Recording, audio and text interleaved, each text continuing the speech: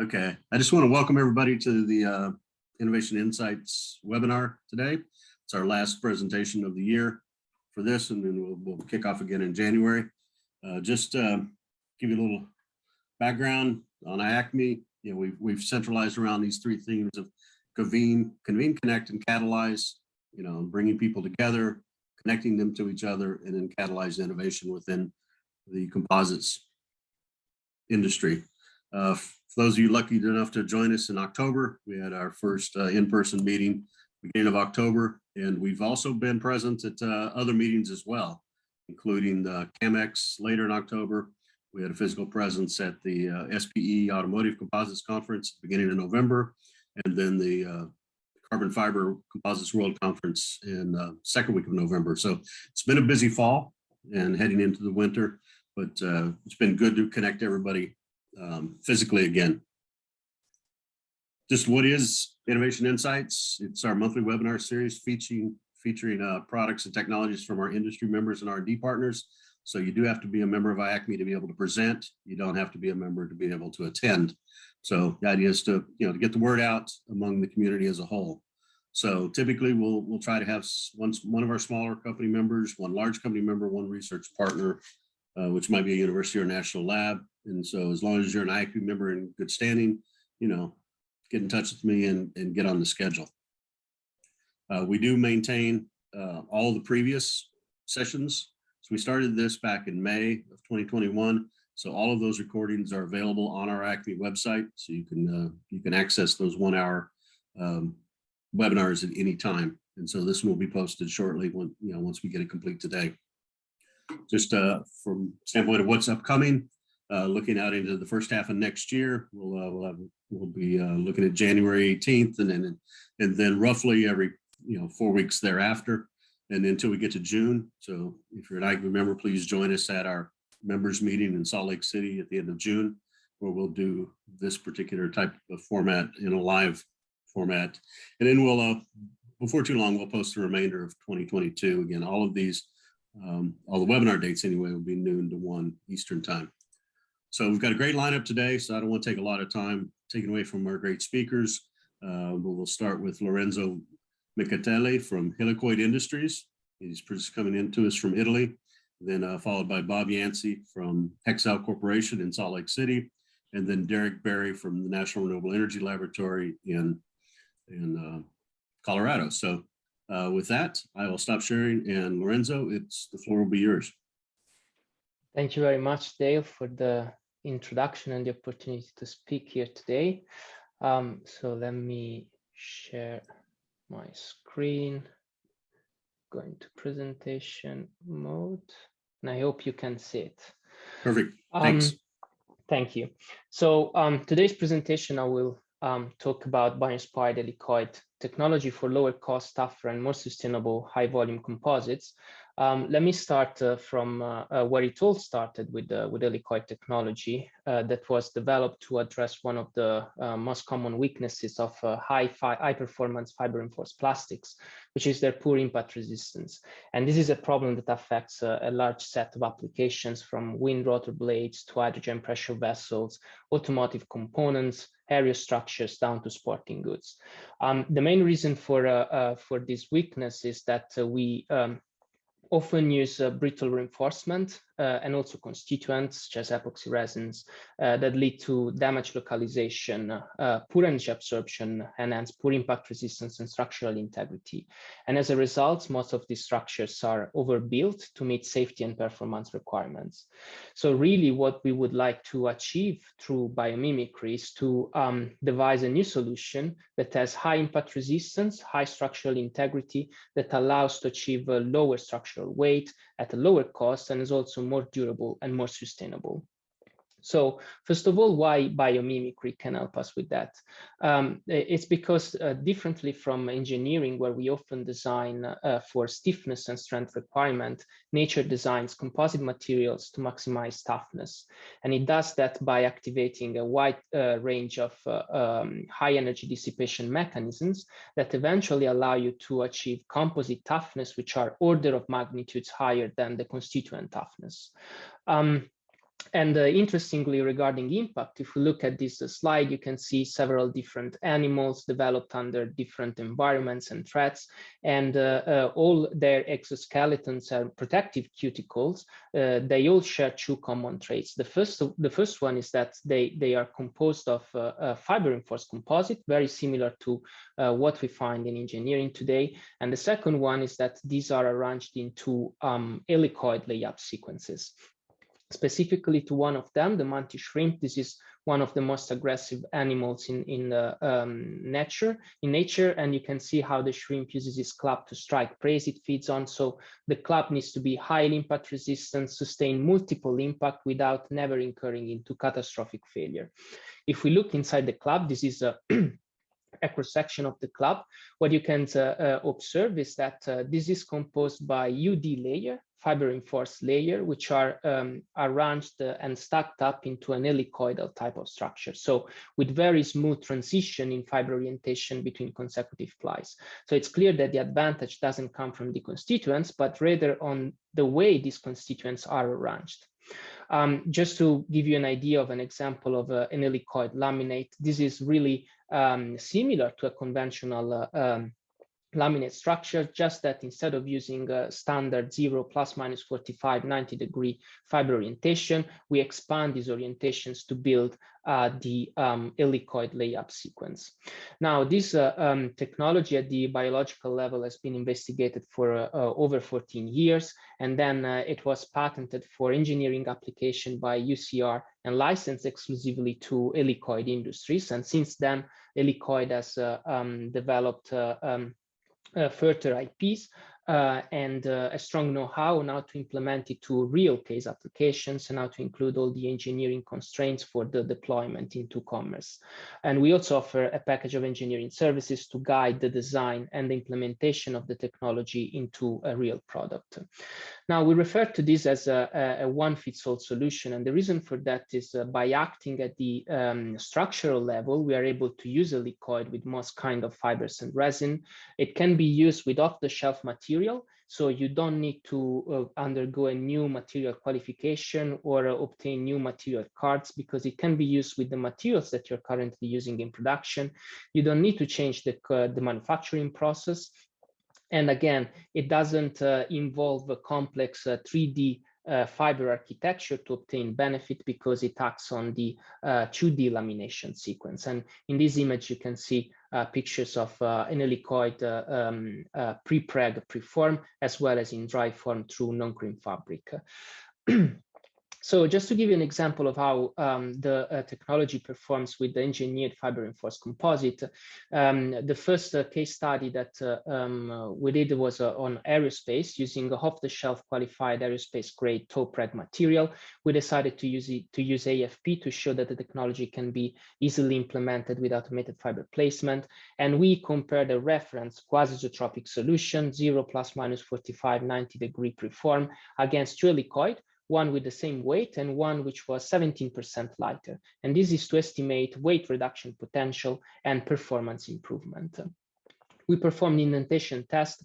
What you see on the left is a load displacement graph for the reference solution. You can observe that as soon as we reach the peak load, then we have a monotonically decreasing load, which suggests very poor residual strength.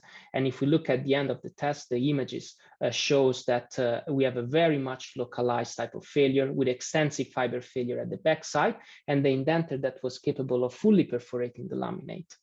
Now, if we look at the helicoid solution, in terms of load displacement, we can first of all observe a much higher peak load reached during the test. And once failure initiates, we observe a much higher residual strength. And this, in fact, results in a sample that we were not able to perforate during the test. So very high structural integrity, no perforation achieved, and high residual strength. And overall, we achieved a better peak load, a delayed catastrophic failure, as well as a larger energy absorption. So it's interesting that as soon as if you decrease the structural weight of these helicoid laminates by 17%, once again, it was not possible to fully perforate the laminate, and still we obtain a similar peak load to the reference heavier solution, and we were overperforming in terms of delaying failure and total energy dissipation. So clearly this shows how the technology can be implemented to develop a lighter and tougher composite structure, which is very hard to pierce through and shows this sort of ductile type of behavior with applications in EV battery enclosures, containment casing of engine, as well as hydrogen pressure vessels. So today I want also to talk about two applications we've been working on in terms of high volume production, which are wind and automotive.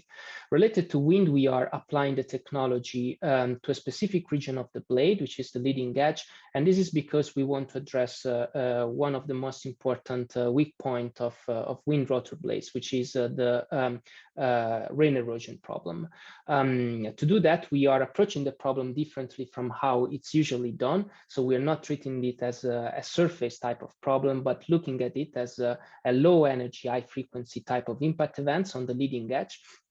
And with that, we want to see how the different fiber architecture provided by helicoid in the substrate can provide better rain erosion resistance. These are results from a whirling arm ASTM G7310 test, so industry standard test performed on profile to estimate the effect of rain erosion, performed on a reference conventional E-glass NCF biaxial plus minus 45 laminate. You can see that at the end of the test, we have a very deep erosion with a very rough surface that leads to loss in aerodynamic efficiency and hence loss in energy production. Now, for the same time of testing, this is the results on the helicoid substrate. So a greatly reduced damage, about 34% reduction in eroded mass, a much smoother surface that leads to considerably lower energy losses and aerodynamic efficiency losses compared to the reference solution. Now, related to automotive, we are looking at applying the technology in various components, and one specifically where we are getting a lot of traction lately is EV battery enclosures, where we can apply the technology either in a monolithic type of fashion or in a sandwich structure to optimize stiffness and impact protection, as well as locally to create pad-up region in a specific area of the base plate to improve impact resistance.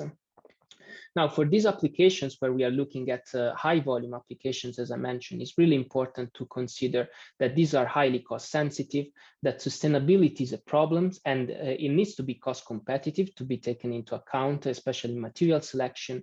They often use dry reinforcement that are lately infused during the processing of the component. They need to be suitable to automation, target reduced labor, and avoid complexity. So how can we implement helicoid to respect all these requirements for these applications? Well, we want to exploit what we define an underexploited technology, which is non-cream fabrics. It's underexploited because the majority of fabrics that we find around and in applications only rely on few ply orientation, again, 090 plus minus 45 and a few more. And what we want to do is to really exploit the full potential of multi-axial fabrics by developing multi-axial helicoid non-cream fabrics, where we embed the helicoid architecture into a one single ply solution. Just to give you an idea, for the EV battery base plate, we can move from a 10-ply solution using biaxial NCF to a 6-ply solution using multi-axial helicoid NCF, gaining a 20% up to 20% weight and material reduction overall. And for the leading edge protection, as I mentioned, we can achieve that usually. We find solution with no protection at all or with coating solutions. We can provide a 2-ply solution that can be eventually combined with coating and that can be co-infused or applied as an aftermarket solution to improve rain erosion. Now, the last point I want to touch base on is sustainability and how the technology can be used to enhance and extend the use of bio-based and, in this case, natural fiber composite in higher volume, high performance application.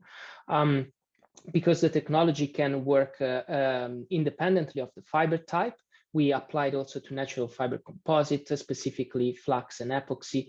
And as you can see, both from quasi-static indentation as well as a high velocity impact damage, we are able to improve the performance of these materials compared to a conventional layup sequence.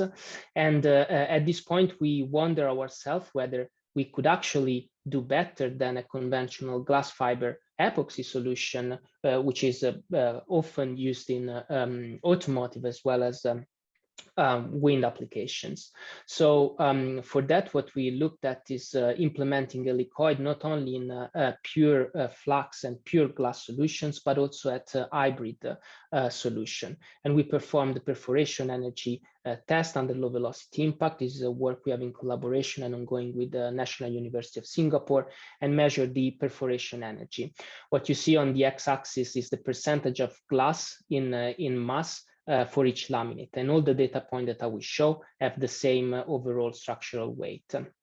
So by applying Helicoid, we can improve about 43% the performance of the 100% flux material, and 48% the performance of the 100% glass material. And this is what you would expect by following a simple rule of mixture for the hybrid configuration. It's interesting to see that for the conventional layup sequence, we have a positive hybrid effect by hybridizing and replacing 50% of the mass of glass with flux fiber. And it's even better, this positive hybrid effect, the moment we use it with the Helicoid solution. In fact, by just replacing 20% of having only 20% of glass fiber, we can achieve a similar performance of the 100% glass fiber solution. And if we keep increasing this percentage up to 50%, we show that we can obtain a 32% improvement in perforation energy, despite having replaced half of your mass from a high carbon footprint material to a low carbon footprint material. So clearly, this again could be a very good solution to have a larger use of more sustainable bio-based materials in higher performance applications. So just to give a brief recap, the technology can provide very high performance enhancement, very high structural integrity with resistance to perforation and pierce-through mechanism, lighter structure with excellent weight reduction margin depending on the application, using less raw materials at a lower cost, and is an enabler of sustainable materials in high performance applications for multi-domain applications ranging from aerospace down to sporting goods. So thank you very much. And if you have any question, I'll be happy to reply.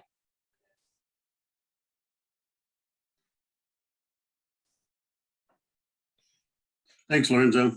I'm looking to see if folks have any questions, but are most of the examples you show using thermosets? Yeah. Okay, have you done some work with using thermoplastic resins with Helicoid? Yes, we have done work using PP and PA6 so far. We have also done works using thermoplastic as a healing agent within thermoset carbon fiber solutions, because as I mentioned, the technology works by dissipating energy through matrix damage. So actually, if you are able to use a reprocessable matrix like a thermoplastic, you would be able to heal and repair that damage, which offers quite an advantage compared to solution that tends to promote fiber failure rather than matrix damage. Okay, what do you think the minimum number of plies that you need to have in order to achieve effective damage tolerance? So that's a very good question. Let's say that the general rule, of course, is the more design space we have available, the more we can optimize performance and reduce weight. But to activate a benefit of the technology, we need at least 8 plies as a minimum. Okay. And so obviously there could be very thin plies or thick plies depending upon what the total laminate thickness needed to be. Exactly. Okay, great. So I encourage folks who are on to, if they have some questions, put them in the Q&A or the chat, and Lorenzo will get to them over the course of the rest of the webinar. So thank you, Lorenzo. Thank you very much. Okay, we'll move on to our second speaker. Our second speaker is Bob Yancey from Hexcel Corporation in Salt Lake City. And Bob, I'm going to turn the floor over to you. Again, remind everybody to put your questions in the chat or in the Q&A. Great, thanks, Dale. Okay, seeing that full screen? Yep, okay. I'm good. Okay, so I'm going to address really a topic that I've been digging into quite a bit over the last couple of years. It's really about high rate manufacturing. Before I get started, let me just give the customary Hexcel intro slide. So we are a major supplier of composite materials. We have a very vertically integrated operation, so we can help companies in material selection, material development, qualification, all the way to engineered structures. So just as an overview in terms of the materials, we second largest producer of carbon fiber in the world, largest producer of intermediate modulus carbon fiber. So we produce the PAN precursor, the carbon fiber. We then can develop numerous reinforcements. These can be with carbon, glass, or Kevlar. We do pre-pregging and can develop both unidirectional and woven fabric pre-pregs. We also play in the additive manufacturing using a milled carbon fiber with a PEC thermoplastic to produce structural components. A number of glass pre-pregs, much of that is for the wind energy market. Then largest producer of honeycomb core materials in the world, both metallic and non-metallic core. And then engineered products. So this includes engineered core capabilities, which is shaping, forming core for complex structures, as well as engineered products. So these would be composite products. We have autoclave systems that can do in and out of autoclave processing, infusion processes, and so forth, and produce qualified aerospace primary structure for a number of companies. So in terms of the high rate manufacturing, it's really, where I'm working is that there's two main industries that are driving this. So one is the urban air mobility or advanced air mobility, which I'm sure you've all heard about in the news, lots of different applications for this, a lot of funding going into this, but nobody's certified to fly in this environment yet. But we all hope that this market fully develops and could be a very large market for the composite industry. The other market is the unmanned aerial vehicles. These both have commercial and military use. This is kind of showing the Air Force's view on how these drones or UAVs are used. We've been using drones for a long time in the military, but really looking to increase the number of drones, both for surveillance and protection, things like a loyal wingman who can fly alongside a manned fighter, and they could be just for reconnaissance, but also carry weapons. And as we project out over the next couple of decades, we can foresee where many of the military aircraft are going to be unmanned, and so that presents a large opportunity for composites. So both of these industries, have a bunch of requirements here, and what we're finding is that, depending on the mission and the requirements, the material selection and the manufacturing process can be different. So this is kind of the way we frame it, is that both of these industries need to be able to scale up for higher build rates. When we talk about urban air mobility, some of the leading companies are talking about, producing a couple thousand vehicles per year by the end of the decade. And then on the UAVs, especially when we get into the swarms and so forth, we could talk about, thousands of these being produced in a year. They all have a requirement for lower cost, but they still need to maintain the aerospace grade and quality. So as we engage with these companies, a lot of trade studies that have to be done in regards to part size, complexity, how much automation you're going to use, what equipment do you have available, what are the performance requirements, are you open to looking at new technologies? So when you look at the drones, unmanned, they're generally quite open to looking at new technology to meet some of their requirements. And then what are the maintenance issues that are going to need to be addressed for these platforms? And then from those trade studies, you can look at different manufacturing technologies such as additive manufacturing, automated placement, resin transfer molding, compression molding, and doing that in a way that you're still maintaining that aerospace grade and quality. So let's talk about prepregs first, and this just kind of overviews some of the effort that Hexcel is making. So first of all, on the prepreg side, always looking at ways to reduce the cost of producing the prepreg, and a lot of these are slit tape applications, and so how can we reduce the cost of slitting the tape? Then on the laydown, how can we improve the laydown efficiency with ATL or AFP, or like a fiber patch placement type of technology. We're always looking at how to modify the tack of that so that you can lay down faster, but not get into situations where you're gumming up the machine.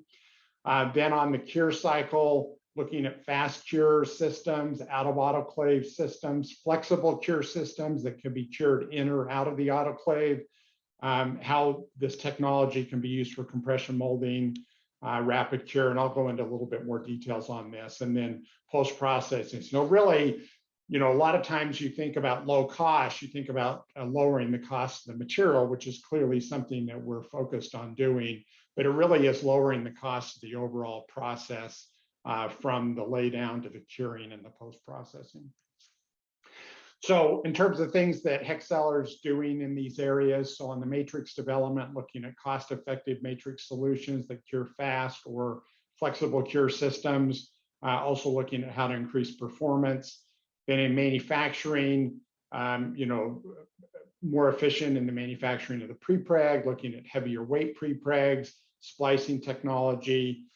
For reinforcements, a lot of activity around local reinforcement, where you could use more traditional manufacturing and then do some local reinforcement like overmolding, kits and stacks, and then on, look at next generation curing and other applications.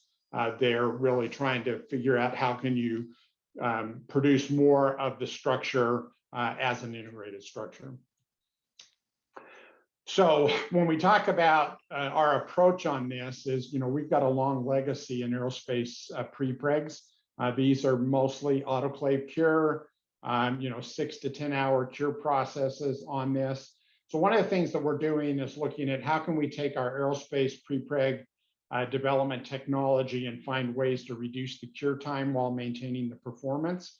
And then we've also got a legacy of materials that have been produced for the automotive and industrial markets that generally process much faster, lower cost, but often don't have the performance that you need for aerospace.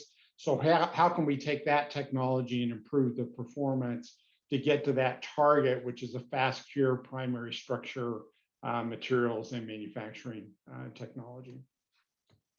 So on the taking aerospace prepregs and finding ways to cure it faster, this kind of shows, current cycle is 327 minutes. We could reduce the dwell time from 120 minutes to 45 minutes. That gets you down to 252 minutes. And so we're looking at what the structural output of that is. Do you still get the same material properties? And then even more aggressive at looking at, both reducing the dwell time, but reducing the temperature at which you do the dwell time, and so forth. So we're looking at all of these things to try to see if we can come up with an autoclave cure process that gets us down to 4.5 hours, which would give you that aerospace quality, but give you the higher throughput. Then on the fast cure, M77 has been a snap cure system that we've had in the market for a few decades, used a lot in the automotive and industrial markets. We've developed 2 new material systems, M701 and M901, which give you that kind of fast cure technology, but raise the glass transition temperature. You can see M901, you can get that with a post cure. So you could really utilize your compression molding equipment. So it's not in the compression molder that long, but you utilize a press cure to get that higher TG. So this just shows you a graphic. M77, about 3-minute cure time. M701, 5 minutes. M901, 10 minutes.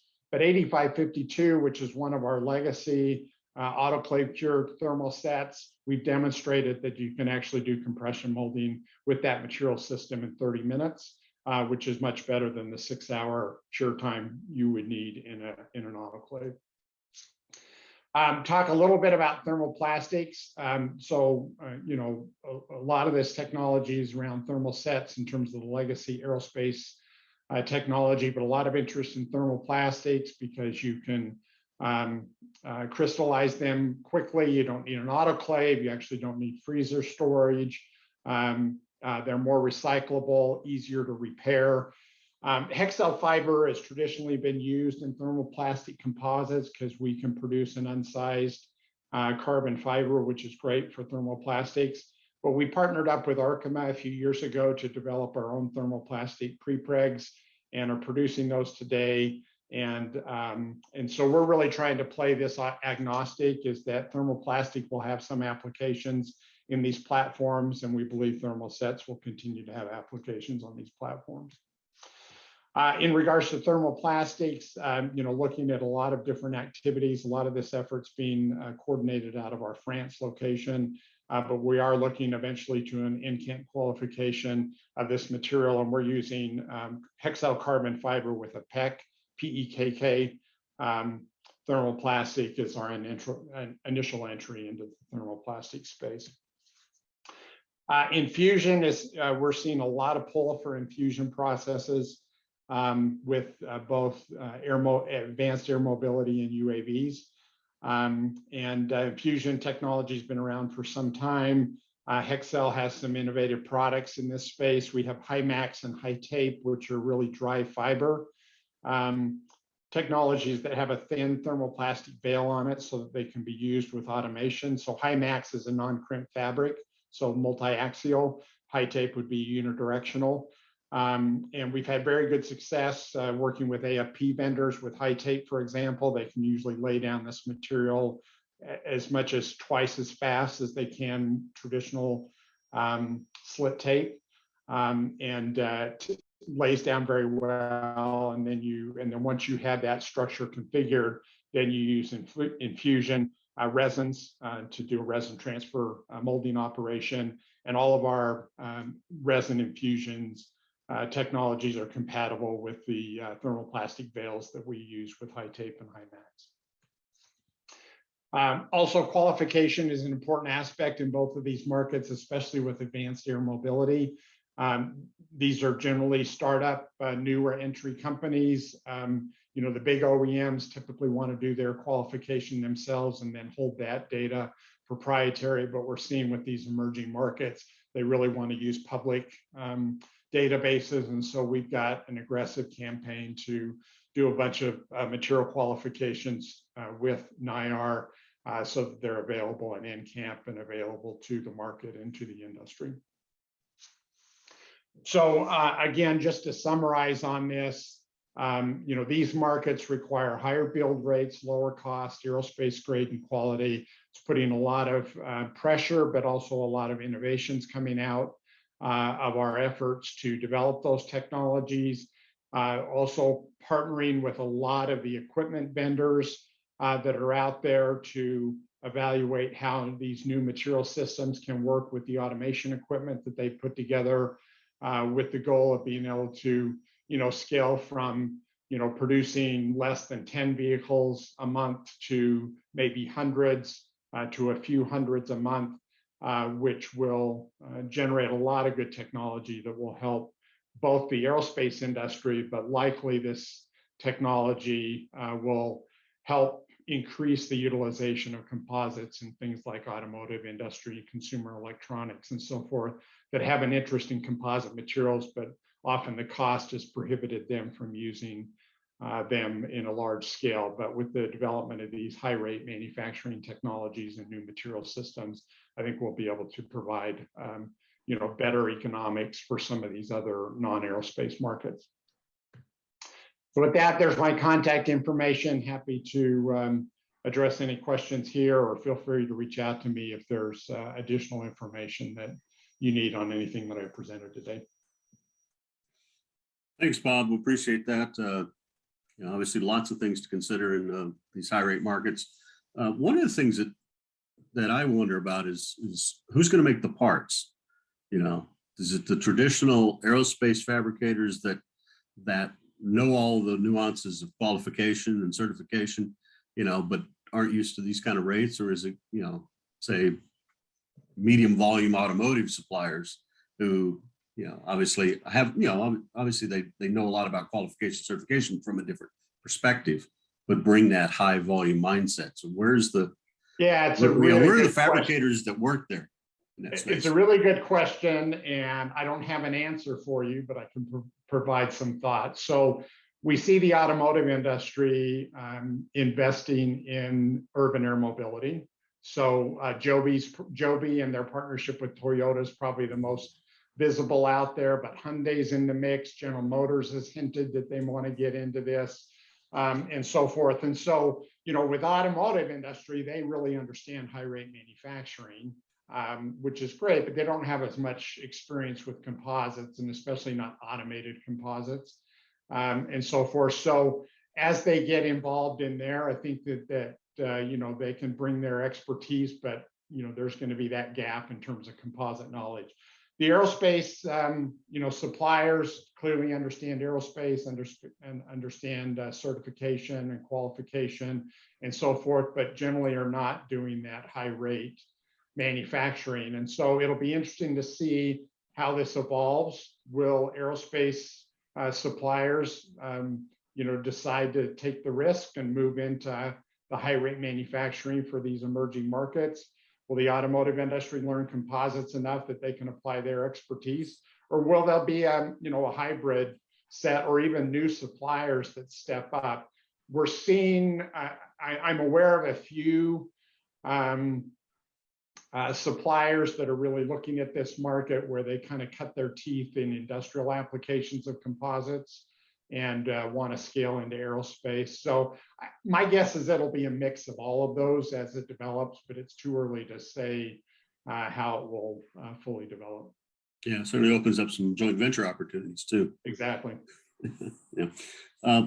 You mentioned infusion, and I know that like RTM6 has been widely qualified for infusion and aerospace, but it's knock on it being fairly brittle, and because it doesn't have any toughener in it. Are there systems that address that, or do you have to go the hybrid route where the fabric has to incorporate the toughness? No, we do have other infusion resins that are tougher, and we are in development of some additional resins that have that high toughness capabilities. The thermoplastic veil on the high tape and high max does add some toughness. So if you use it with RTM6, which we've done, it does improve the toughness performance of that. But we are seeing a need that these emerging markets need the higher toughness systems. The other thing we're doing with infusion is really making most of these two-part infusion resins, which really cuts down the cost for transportation. Sure. Of these and so forth. So RTM6 is now in a two-part. I mentioned NIAR, NCAMP. We actually are just kicking off an NCAMP qualification for a tougher infusion system called 1078, and it also comes in a two-part 1078-1 and so forth. So that's what we're going forward with NCAMP, but we have actually tougher infusion resin systems than 1078. The other thing we're seeing is a kind of a drive to get lower temperature curing infusion resins, because that lowers the cost of the tooling that's required, and so active development on lower temperature curing infusion resins. Yeah, you don't. One thing it seems like with the relatively lower altitude for UAM, particularly UAM, is you wouldn't need the high TG systems, unless you're obviously in a hot zone. But you're not dealing with, dealing mostly with battery powered vehicles, and not, not having to be in let's say a fuel burning zone. Yeah. So what we're seeing is that you probably don't need an 8552 TG for those markets, but you need something higher than M77. Now we are seeing M77 make its way into low cost attritable Drones, where the TG of M77 is adequate for those operations. But if you're carrying passengers with advanced air mobility, you're going to need a higher TG than that. But we've got this M701 and M901 that looks like it'll meet the requirements of that industry. Right. You know, it's all about wet TG anyway. So right when you get there. Yeah. Okay. Well, great. Thanks, Bob. There's your contact information, and and again, recording will be available through the IACMI website shortly. So great. Appreciate your presentation. Okay, we're going to move on to our final speaker, and I think it's going to be. I think Derek's showing up with movies too. So yes, yeah. So everybody stay tuned. So Derek, okay. Let's talk about your topic around machining of very large structures like wind blades. Sounds good. I'll go ahead and share my screen. Yeah.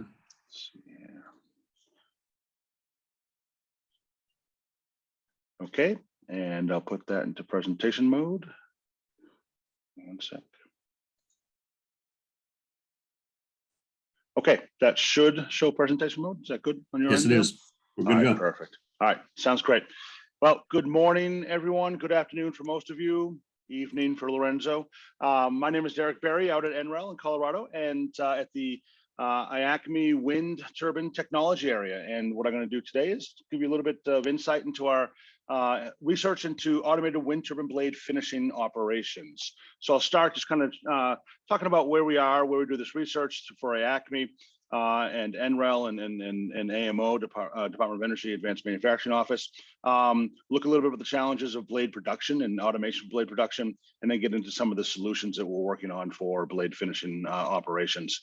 So we are located in Colorado. And it's kind of a shot of what we call our Flatirons campus, just south of Boulder, Colorado. Our main campus for NREL is in Golden, Colorado. Here on the campus, we are located. This is the one video Dale talked about. It's actually just kind of where we are. If it's working, you'll see the Comet facility there. That is the Quantit hut that we do a lot of our research here. And we've held, that's a photo there of many IACMI Composites ones workshops here at the Comet, and it's been a great facility. And then final, just kind of a snapshot of where we're located. That's our winter season when everything's brown, not green, here in Colorado. But that's the Comet that we do all of our research in. So it is about a 10,000 square foot facility with a lot of different capabilities. Established through IACMI in about now coming up on about 5 years ago, 6 years ago maybe, and do a lot of wind blade, but other composites manufacturing and material research, MHK, marine hydrokinetic, and a lot of different thermoplastics, reliability, sustainability, but also automation, which I'll get into here today. All right, so I'm just going to talk about the challenges of wind turbine blade manufacturing. Many of you that are on today watching are familiar with blades. Some of you are in the industry, and blade length and size has grown incredibly over the years. When I got into the industry with TPI Composites in 1995, we were producing 9-meter blades, and many thousands and thousands of 9-meter blades, and that has grown obviously over the years. And we are talking now about 100+ meter blades, and you can see the GE Helicoid 12 megawatt offshore turbine there as it stands with the Eiffel Tower and the Empire State Building on either side of it. We're talking very large blades. It's a picture many of you may have seen. LM Wind Power and GE from over in France to begin with produced this 107-meter blade, and those are all the people in front of it that have produced that blade. So it is an incredibly large composite structure that we've been producing, these types of blades for many decades, with a lot of hand labor into these blades. And then the final picture in the factory of that 107-meter blade, and just certainly handling of the blade. But as we manufacture these blades, both on the molding side, where we're putting glass in molds and infusing and bonding the blade together, and then also on the finishing side, we're doing a lot of trimming and grinding, and which I'm going to cover today as far as automation. So there's a lot of challenges, and those challenges have grown as the size and length of these blades have grown. So I'm going to switch over to automation. We have been exploring automation for many years, for decades within the wind turbine industry, with limited success. And so we've had some areas of the production process that we have been able to automate to some degree. Here are some pictures here A lot of my pictures come from TPI Composites from when I was there, or they have supplied since. But you see the Eastman cutter in the upper left-hand corner. We've successfully automated fabric cutting, nesting and fabric cutting, and then the root drilling system. Whether this is from the web that Twenco, but Heineke as well, out of Germany. We've had different automated solutions for drilling in this case T-bolt holes in the root end of the blade, and we've actually switched, and the TPI has a picture there in the bottom right, to a robotic arm for doing that similar as well. So there's been some, and then I'll have another slide here. Some facilities, wind turbine blade manufacturing facilities, have utilized automated painting, primer and paint coat. Sometimes we have gel coat in the mold for blades, but more often we put a clear gel coat in the mold and then paint later. So people have utilized automation for painting. And then to some degree, you can call automation how we open and close these blade structures, the power hinges or the hydraulic hinges. We used to flip these using cranes and things like that, but we use a tad bit of automation there and power hinges in order to close molds for bonding, to put down the adhesive and essentially glue the structures, the high pressure, low pressure scans and shear webs of the blade together. But that has been about the limit of our success for automation, maybe a few other examples here and there. But what we have really looked at is how can we automate a couple of the very labor-intensive processes for wind turbine blade manufacturing. Fabric laydown, and you'll see here in this picture just a typical aerospace automatic fabric laydown procedure, and we have not been able to go there in the wind industry for our dry fabric that we lay down before infusion. We've thought about automation for adhesive laydown, and that's all on the molding side. And then we've also thought about automation on the finishing side, which I'll get into a little bit here in my presentation. So basically, I kind of listed the barriers for us, that we have, the challenges for implementing automated solutions in a large way in wind turbine blade production. The first is cost of the automated equipment. The many millions of dollars to procure automation equipment for very large composite structures like wind turbine blades has always been a barrier. And so we've been working over the years to reduce that cost. The speed of automation, aerospace, has a fabric laid down that is much slower than we need to produce in wind turbine blades. Our products go out the door for about between $5 and $10 per pound of composite materials, which is vastly different from the many hundreds of dollars, at the very least, of dollars per pound for aerospace materials. And so speed of automation has slowed. It would slow us down too much. A team of 10 people can put down many thousands of pounds of fiberglass, sheets of layers of fiberglass much quicker than the typical automated machine can do on the blade molding side of things. Utilization factor is another big part of this. We have blade molds, maybe 4 or 8 in a huge wind blade factory, and we might be using that piece of automation equipment for 20% of the time, and then that sits to the side as we're doing other operations on this wind turbine blade, or going to another mold set. We have, we stagger the timing on the mold sets, and so paying a huge amount of money for an automated equipment and then not using it fully is as far as utilization factor and the amount of time that we use it can be a problem. And the final one is adaptability. We switch blade lengths so often. The market is growing so quickly, and we're moving from 70 to 80 to 90 meters blades in a particular, say, factory. And so we change out these molds, our tooling, so quickly. When I say so quickly, maybe within a year and a half of starting a blade production blade run on a certain blade length, we switch to another blade length. And so the automation that we're looking at has to be adaptable. It can't be a large fixed base gantry structure that can't become wider and then longer. You can get longer on rails, say, but it has to be wider some for maximum chord. So that has always been a challenge as well. So those are some of our barriers. And so what I'm going to do now is kind of finish up by looking at some of our efforts on the finishing side. We've done a lot of studying over the years, and we've understood that the challenge of automation on the molding side, laying down fabric, laying down core, adhesive, bonding the blade together, things like that, are more challenging. And we had sort of the low-hanging fruit for us to take the next step in automation was for blade finishing. And so you see here in the slide, a couple of the different operations during blade finishing that we're focusing on are blade trimming and blade grinding. And you can see in the pictures here, again, very much hand labor up to this point.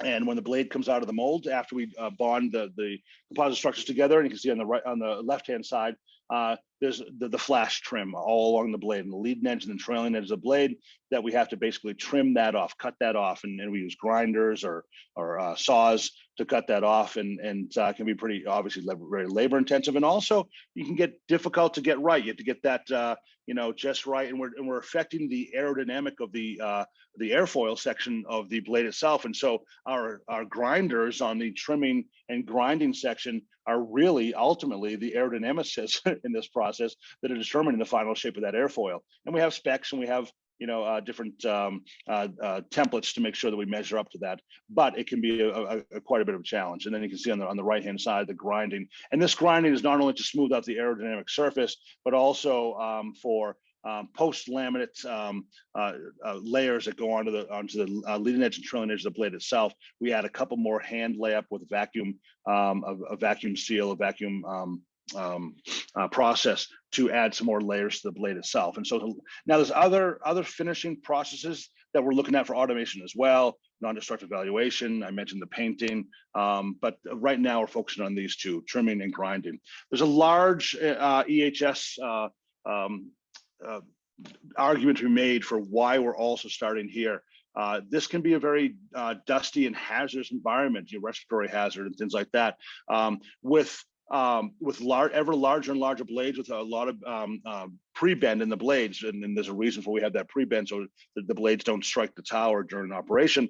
It becomes working from heights, and so we're doing this trimming and this grinding on scaffolding or on ladders or whatever it is. So it becomes much more labor intensive, a lot more time to do it, and also more dangerous at that working from heights and things like that. So all this has gone into our effort to look at automation for the trimming and the grinding. And then there's complex structures. These are very complex shapes. There's nothing flat on these blades except for the very root end of the blade, the root surface.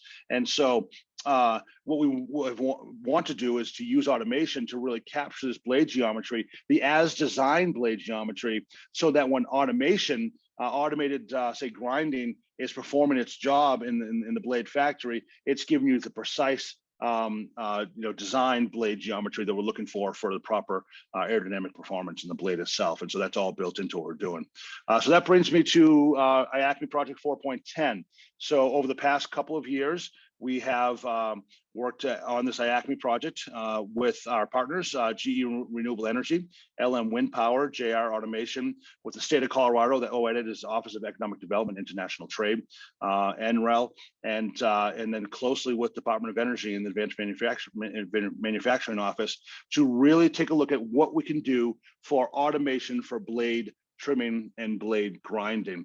And really, we kind of started out thinking about, hey, can we have some fully automated solutions, robotics that are on autonomously guided vehicles, get rid of the rails, so we have more adaptability when blade length and size changes, things like that. And then also, looking at this too, as I said, and not only reduce the labor hours that are part of a blade, reduce the cost of the blade going out the door of a factory, but increase the quality, increase the aerodynamic efficiency of the blade in the field that produces more energy and less downtime. And so that's what we've been working on here. You can see in some of the pictures, that's the yellow robot is actually the loaner robot that we received from JR Automation. It's actually, we've shipped that back since after we used it for this project, but we did a lot of work here at the Comet facility in Colorado, where we developed end effectors for blade trimming and the blade trimming. We looked at a couple different ways of doing that with different grinders, but also saws. We ended up with an end effector with a saw that can cut the blade at a pretty good rate, somewhere in the range of, I think right now, about 6 meters per minute. That's changing. We're getting faster and faster as we move along. And I'll have to say this, a lot of the details of what we have done are IP protected with our project partners. So I can show you some of the pictures I have here, but not in more detail. And the blade grinding, we have developed an end effector for that with some flexible grinders that are able to kind of hug the leading edge of the blade and the trailing edge of the blade at the root section with kind of a very circular structure of the root, and then as we transition into the airfoil and the leading edge of the airfoil, which becomes a little bit more a tighter radius, and be able to do the leading edge and then onto the top and bottom surfaces of the blade. So we've had some success, and we the great news is that GE and LM have taken this and they've actually deployed our solutions in a trial basis in one of their factories in North Dakota, wind turbine blade factory, and have gotten some real world experience with the solutions that we have come up with. We've come up with this, at this point, with a semi-automation, a robotic arm that is on a platform that is moved around by workers right now. We haven't gotten to the point where we have autonomous guided vehicles, and that's partly cost, you know, and keeping the cost down, getting the job done, lowering the labor content of the blade, and lowering the cost of the blade out the door, but doing it at a price level that is that's feasible for us. And so we have some associated with that, some techno-economic modeling, understanding, putting together quite a bit of modeling and an analysis to understand, hey, if we are looking at, and this one is one of the versions of the model looking at trimming, and if we're going from the typical hand trimming to automated, and looking at the cycle time, the total labor hours, labor costs, material costs, things like that, and what that does for the overall cost of the operation, and then after that, the overall cost of the blade out the door. And we're seeing some positive feedback about reducing cost here with automation for wind turbine blade finishing. So our follow-on here, we have now put a new robot into the Comet. It's a KUKA robot on a Google track, and with a pretty large payload capacity, 300 kilogram, and the robot itself has a 2.5 meter reach and a 6.3 meter linear track. And we installed that. You can see it there in the picture in September in the Comet facility here in south of Boulder, Colorado. And we are now working with DOE AMO on a follow-on research project, and sort of building on what we've done with the IACMI 4.10 project. And we're also pulling in our previous industry partners as GE and LM, and we are looking at advancing what we have already done with better, more effective end effectors, and looking towards more automation rather than the semi-automation here. But we're also looking down the road and saying, hey, can we use this robot to look at automated NDI for wind turbine blades, looking at recycling, sustainability of wind turbine blades at end of life, and automated recycling, and also maybe some 3D printing as well. So I'll end there. I think it is about 1 minute to the end of the session here, but I want to thank you for your time. And Dale, if there are any questions, I'd be happy to answer them right now. And Eric, we don't have any from the audience right now, because I think you just did a very thorough job of covering it.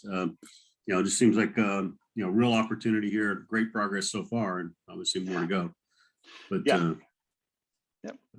we're excited. Yeah, it's been a long time coming for wind, and in order to remain competitive worldwide, and for the U.S. wind industry to remain competitive, we have to take these steps in order to have better blades going out the door, lower labor cost, and remain competitive. So that's what we're looking for. Yeah, and I don't know how many people realize, there are a lot of blades still built in the U.S. Or being built in the U.S. And there'll be more. There's new factories going up, particularly to address the offshore market, which is, I think, is where this could really pay off. You got it. Yeah. All right. Thanks, Derek. We're at the 1 hour mark, and we want to respect everybody's time. And it's usual, time's out just right. I do personally want to wish everybody happy holidays, and we look forward to engaging with you all again in 2022. So, best wishes for the remainder of this calendar year, and we'll see you again next month.